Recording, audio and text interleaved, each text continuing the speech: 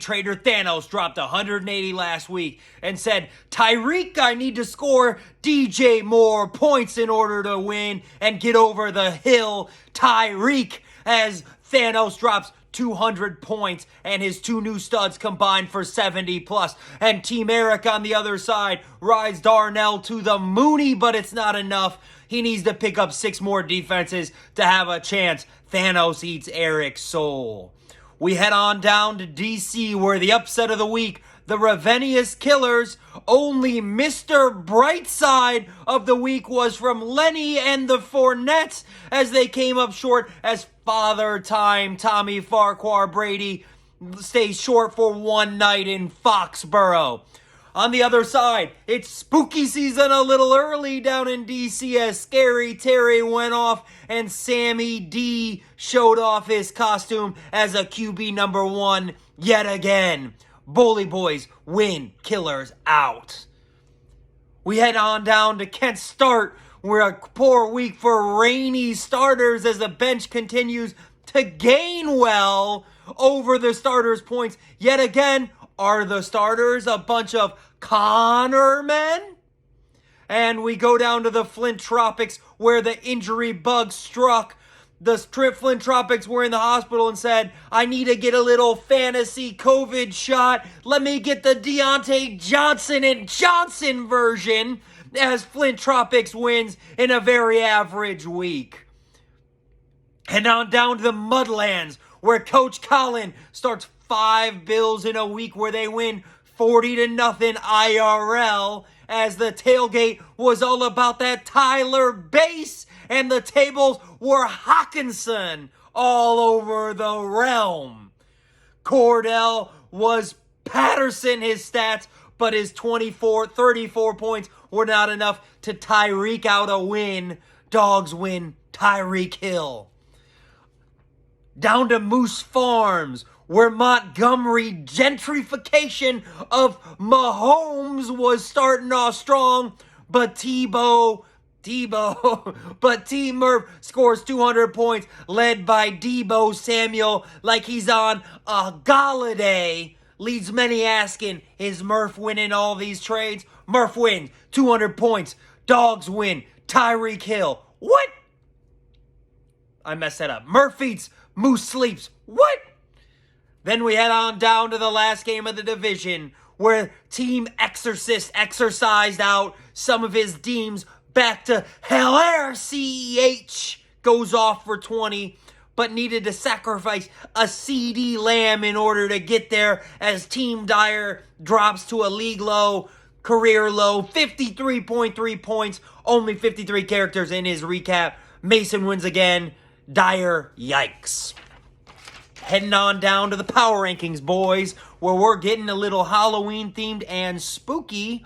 The first tier, the pumpkin spice tier, because you know pumpkin spice is always nice.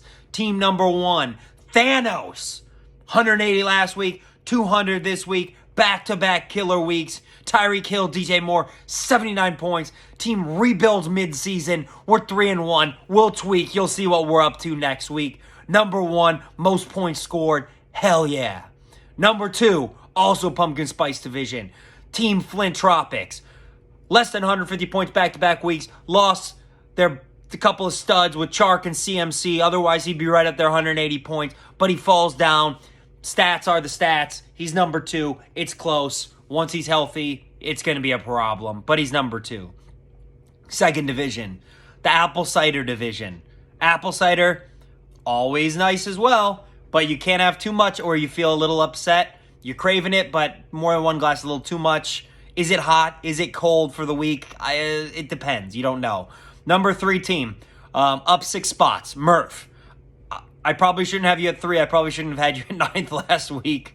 You had a 200-point game. You're going to climb the ranks. 2-star running backs, and he has 5 wide receivers. No one that's going to drop 40 consistently, but guys that can get 20. Hardest schedule. He's currently 2-2, but he's got a solid team.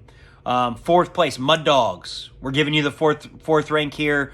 You got the 4th most points in the league. You got a tough schedule. I think 5th or 6th hardest schedule in the league. you go with the Bills. When the Bills are red hot, you win. When they're not, you lose. Luckily for you, that's probably a 13-14 win team in real life. You're going to be tough to beat when that happens. 160 points in the back-to-back weeks. Good job. Number 5th in the power rankings, also in the Apple Cider division, Moose. Moose, not going to knock you too much. You drop one spot. You caught Murph on a 200-point week. Not good, but you're always a threat with Mahomes, so you're staying in that Apple Cider division. The next division here, next tier, Spirit Halloween division. Spirit Halloween. 1 week it's there, the next week it doesn't show up. Is this place real? Is this place tax fraud? Is this a money laundering place? Why is it an old Walmart? Are they for real? Lots of questions about Spirit Halloween. Lots of questions about these next two teams. Number 6 in the power rankings, Team Mason. We dropped you down from 3 to 6, so you fell a few spots. You scored the 7th most points. I'm knocking you pretty hard this week because you only scored 105 points. So, and obviously you got a couple guys Monday night. Keenan Allen's a stud, so you might be able to surpass that. Couple wins in a row. My bad, I might have dropped you too low. I overreact to you every week, so we'll have to get that more straightened out. But good win again. A win's a win, a dub's a dub. And then number 7, also Spirit Halloween, Thomas Farquhar. Dude said, give me some respect last week. I'm 3-0. I said, we're putting you 6 because we don't believe in you. Then you lose to Otero.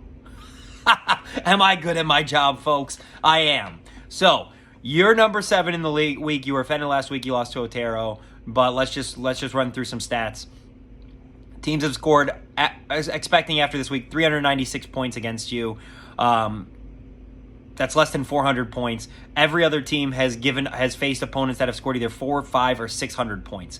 Our man Murph has faced guys that have scored 657. Your guys haven't even scored 400. You have the easiest schedule in the league, so we're not overreacting to you. Your Spirit Halloween. Boo. Next division, the Candy Apple division. Why the Candy Apple? Boy, does it taste good. You get a couple licks. It's really good. You're like, why don't I eat candy apples more often? Then it gets something stuck in your teeth, and you're like, even though it tastes good, there's something not quite right about candy apple. It's not a perfect product. That's what I feel about these 3 teams. I kind of put them in any order, but for this week, we're starting off Team Joey B, Joe Burrow. We're giving you the benefit of the doubt. Even though you only have 1 win, I don't care.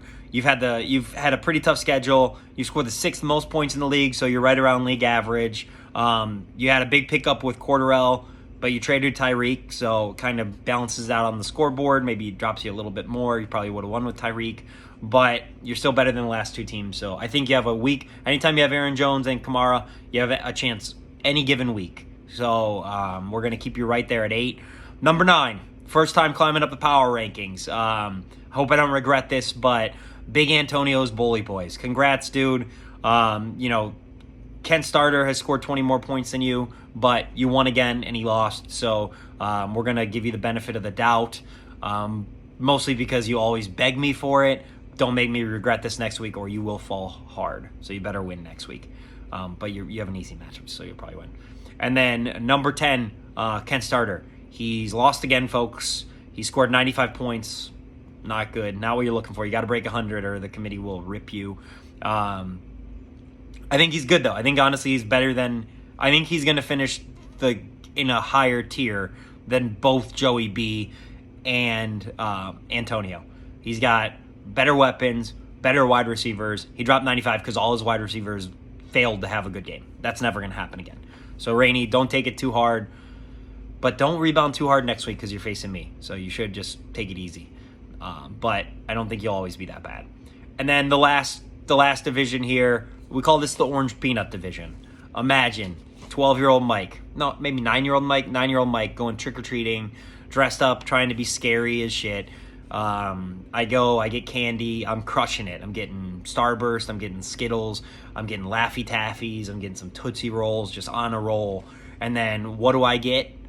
An Orange Circuit Peanut.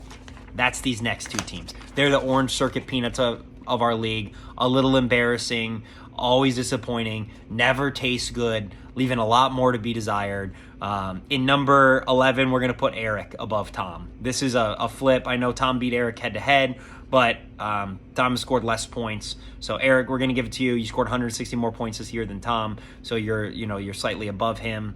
And we are watching you though, so I wanted to make a note for both you and Tom.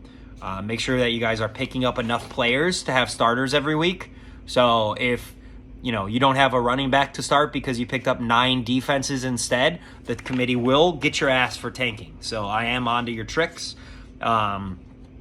But you haven't done anything wrong yet. I just want you to know I'm watching. But you're there. And then last place, Tom.